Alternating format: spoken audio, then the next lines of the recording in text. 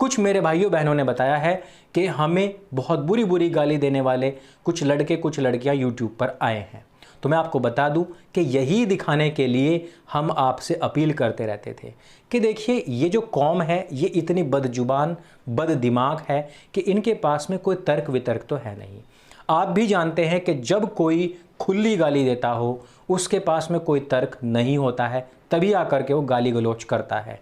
ऐसे मुसलमानों का असली रंग यही है, यही असली जिहादी लोग हैं, यही वो गंदा कल्ट है जिसकी वजह से भारतवर्ष इतना पिछड़ा हुआ है, यही वो गंदा कल्ट है जिसकी वजह से 50,000 से अधिक मंदिरों को तोड़ा गया, करोड़ों हिंदुओं को जान से हाथ धोना पड़ा, बहन बेटियों को अपनी इज्जत गंवानी पड़ी। आप जरा सोचिए कि रमजान के महीने में जो लोग अपनी औरतों को आगे करके उनसे माँ बहन की गंदी गंदी गालियाँ दिलवाते हों, वो भी लड़कियों को, महिलाओं को, पुरुषों को, तो खुद उन पुरुषों के ऊपर लानत है। वैसे मैंने ये भी देखा है कि इन महिलाओं के जो ये गालियाँ देती हैं, इन महिलाओं के नीचे खुद मुसलमान भी आकर के इन्हीं महिलाओं को गाली दे रहे होते हैं कि तुम्हें इस तरीके की भाषा का प्रयोग नहीं करना चाहिए। तो इससे ज़्यादा हम क्या कह सकते हैं? जो लोग खुद इस्लाम के दुश्मन बन करके बैठे हुए हैं, तो हमें कुछ बोलने की ज़रूरत पड़ती ही नहीं है। बहुत सारे मुसलमान इनके विरोध में भी हैं, इसलिए ध्यान वहाँ पर फोकस करें। सच्ची खबर को जानने के लिए सत्य सनातन के साथ में बने रहें।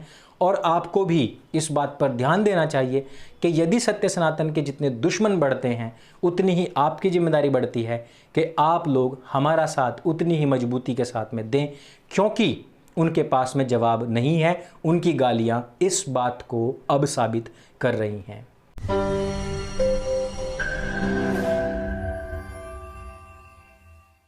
नमस्ते दोस्तों, आप सबका एक बार फिर से स्वागत है आपके अपने YouTube चैनल सत्य सनातन में। आपने वीडियो तो देखी ही है जिसमें चंद्रशेखर रावण इस्लाम का बड़ा बखान कर रहा है और वो कह रहा है कि इस्लाम में ये महानता है, वो महानता है। वो ऐसा इसलिए कर रहा है ताकि वो मुसलमानों के वोट बटोर सके। आपको याद होना चाहिए कि असाउद्दीन ओवैसी, जो कि तथाकथित एक वकील भी है, बैरिस्टर है, वो भी हमेशा बाबा साहब भीमराव अम्बेडकर बार बार ये बात करता रहता है ताकि दलितों का वोट बटोरा जा सके। इस प्रकार से एक दूसरे की कमर पुचकार करके एक दूसरे की वोट लेने की जुगत में ये लोग लगे हुए हैं। चंद्रशेखर रावण अपनी एक अलग पार्टी खड़ी करने वाला है। अब जो एससी समुदाय है वो बहुत समझदार है और वो अपने अच्छे भले बुरे सबके विषय में जानता है। वो इसको बिल्कुल भी वोट नहीं करने वाले हैं। इसलिए अब इसने जो तुष्टीकरण की राजनीति है वो राजनीति ज्वाइन करने से पहले शुरू कर दी है। लेकिन यहाँ जो संविधान की बात करते हैं उनके लिए एक बहुत ही बुरी खबर है। और बुरी खबर यह है कि मुंबई में असाउद्दीन ओवैसी की पार्टी AIMIM का एक बेहद ही भड़काऊ पोस्टर सामने आया है। बीजेपी नेता सुरेंद्र पुनिया ने इस पोस्टर को शेयर करते हुए कहा है कि वह ओवैसी साहब और उनके लोगों संविधान और सेक्युलरिज्म बचाने में लगे हुए थे। आप सब सोते रहना, जागना मत। क्योंकि इस पोस्टर के ऊपर क्या लिखा हुआ है? इस पोस्टर पर लिखा है कि अदालतों का चक्कर छोड़ो, उल्मा से मसले का हल कराओ। सरकार में हिम्मत नहीं है कि वो शरिया में दखल कर सके। ऑल इंडिया मजलिस इत्तेहादुल मुसलमीन, यह जो पार्टी जिसके नाम में ही मुसलमीन है, ये कितनी सेकुलर पार्टी है वो तो इसका पोस्टर ये वाला बता ही रहा है। इससे पहले भी ये हिंदुओं का कई बार अपमान कर चुके हैं, हिंदुओं के महापुरुषों का भी कई बार अपमान कर चुके हैं, गालियां दे चुके हैं। इनके नाम से निकलने वाले फेसबुक जितने पेज हैं उन सब पर भी गंदी गंदी तस्वीरें हमेशा शेयर की जाती रही हैं। मेरे पास में भी अक्सर इनके सपोर्टर्स के धमकी भरे फ़ोन कॉल्स और मैसेजेस आते रहते हैं। वो लोग जो हमेशा IS की तरह जो एक उंगली ऊपर उठाने का जो साइन होता है वो IS और जितने भी रेडिकल इस्लामिक जिहादी ऑर्गेनाइजेशंस हैं, जो आतंकवादी संगठन हैं, उनका ये सिंबल है। उसी सिंबल के साथ मुझे बहुत सारी धमकियां भी आती हैं और इन पार्टियों से जुड़े हुए लोगों से ही आती हैं। और ये वो लोग हैं जो कई बार धमकी दे चुके हैं कि जब इस्लाम का सैलाब आएगा तब ये संविधान बदल दिया जाएगा, ये हुकूमत बदल दी जाएगी। लेकिन देश के कुछ लहसुन प्याज ऐसे हैं जो हमेशा सोते रहे थे और सोते रहेंगे, क्योंकि वो जैसे ही नीले कलर में डूबते हैं उनको नशा छा जाता है और जो हरा कारपेट, ग्रीन कारपेट इनके सर के ऊपर से बिछता चला जाता है वो इनको बिल्कुल भी दिखाई नहीं देता है। यहाँ पोस्टर के बारे में बात करना बहुत ज़रूरी है, जिसमें ऊपर से ही लिखा हुआ है, मुसलमानों अगर तुम अदालतों का चक्कर लगाना छोड़कर अपने उलमा से ये सब मसले हल कराओ तो खुदा की कसम किसी सरकार में इतनी हिम्मत नहीं कि तुम्हारी शरीयत में दखल अंदाजी कर सके। दरअसल असाउद्दीन ओवैसी की जो पार्टी है उसने एक नया पोस्टर जारी किया है। इसमें काफ़ी भड़काऊ और आपत्तिजनक बातें लिखी गई हैं। मैं आपको बता दूं कि बाबा साहब भीमराव अंबेडकर जी भी इस विषय में बहुत क्लियर थे। दोस्तों, इतने क्लियर ना कभी गांधी, ना कभी नेहरू और ना कभी पटेल हुए। ना ही भारत का कोई राजनेता इतना स्पष्ट हुआ उस समय में जितने कि बाबा साहब थे।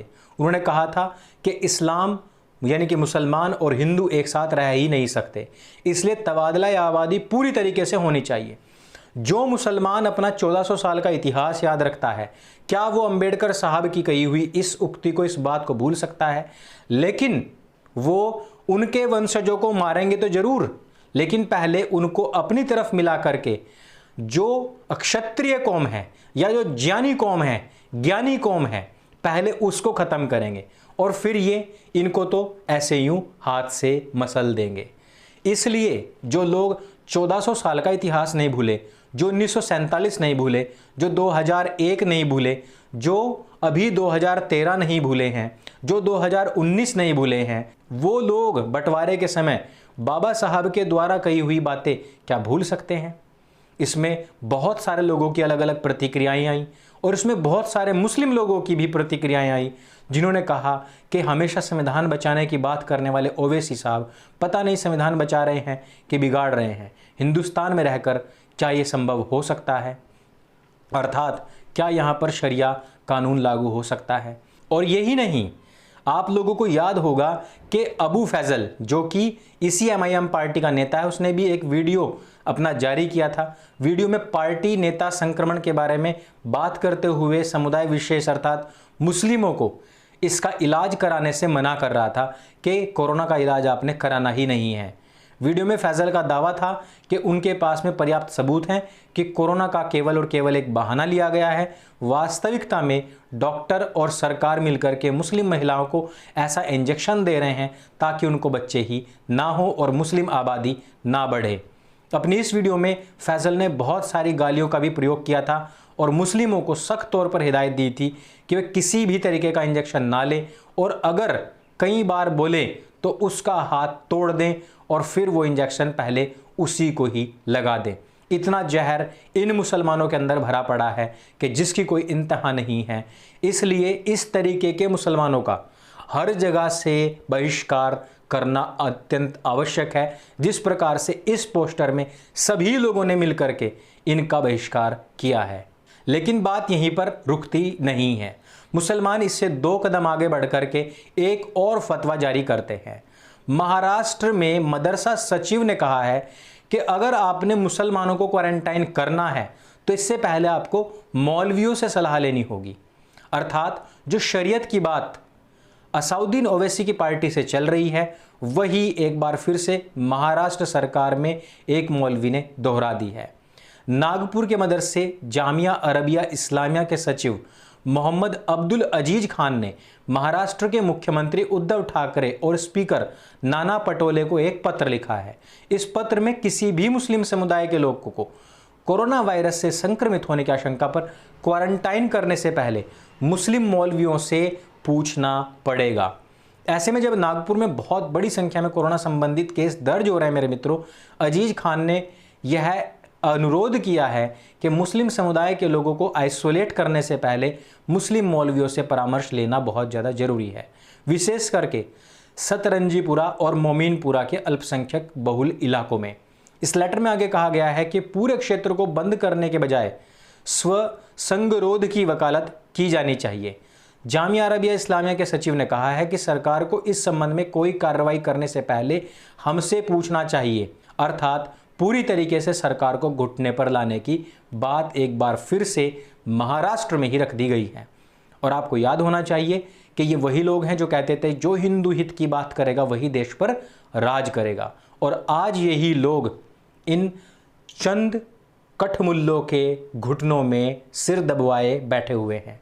इंडियन एक्सप्रेस में प्रकाशित एक रिपोर्ट के अनुसार महाराष्ट्र में अभी तक मौतों में से 44% मौतें केवल और केवल मुस्लिम समुदाय के बीच में दर्ज हुई हैं। ऐसे में जब मुस्लिमों के बीच में कोरोना वायरस बहुत तेज़ी से फैल रहा है, ऐसे समय में यह काम नहीं होना चाहिए था। इससे पहले भी मुंबई के भिवंडी इलाके में मुस्लिम धर्मगुरु मुफ्ती हुजैफा कासबी ने महाराष्ट्र पुलिस को कहा था कि लॉकडाउन के दौरान अगर कोई इमाम हाफिज रोड पर जाते हुए मिले तो उस पर हाथ ना उठाएं, पहले उसकी पहचान करें, क्योंकि रमजान का महीना चल रहा है और ऐसे में किसी मौलवी, किसी हाफिज, किसी इमाम के ऊपर हाथ उठाया तो माहौल बिगड़ सकता है। जहां पर साधु संतों को बिना किसी से पूछे जान से मारा तक जा सकता है, यहां पर हिंदुओं को बाहर निकलने पर तोड़ा जा सकता है, हड्डी तोड़ करके हाथ में पकड़ाई जा सकती है, सख्त से सख्त कानून लगाया जा सकता है, उनसे पैसा लिया जा सकता है रिलीफ फंड के नाम पर, उनको किसी भी तरीके की जवाबदेही में शामिल नहीं किया जा सकता है, उनके ऊपर सबसे ज़्यादा टैक्स थोपा जा सकता है। लेकिन जो इस देश के अंदर कोई टैक्स ना देते हों, सारा का सारा जो पैसा है वो किसी ना किसी आयोग के माध्यम से, किसी ना किसी वजीफे के माध्यम से लेते रहते हों, उन लोगों को इस देश में आज भी चौधराहत ज्यों की त्यों है। कुछ हो सकता है सरकार भक्त लोग मुझे यहाँ पर गाली दें, कुछ कोसे काटे, लेकिन मुझे उससे फ़र्क नहीं पड़ता है, क्योंकि जो अगली खबर है वो अब मुसलमानों से निकल करके पहुंचती है सीधे हिंदू समाज के अंदर। तेलंगाना के निर्मल जिला स्थित भैंसा क्षेत्र में यहाँ पर पहले भी एक हिंसा हो चुकी है। इसमें सांप्रदायिक तनाव और हिंसा के बाद में पुलिस ने वहाँ पर अब कर्फ्यू तो लगा दिया है, लेकिन पुलिस ने बताया है कि दो समुदायों के बीच में, हिंदू और मुस्लिमों के बीच में जो झगड़ा हुआ है, 25 लोगों को गिरफ्तार किया जा चुका है। और बात क्या हुई थी? 10 मई 2020 की रात को मुसलमानों के एक व्यक्ति ने हिंदुओं के पूजा स्थल में घुस गया और वहाँ पर वो तनाव व्याप्त करने लगा। उसने वहाँ पर तोड़फोड़ और हंगामा शुरू कर दिया।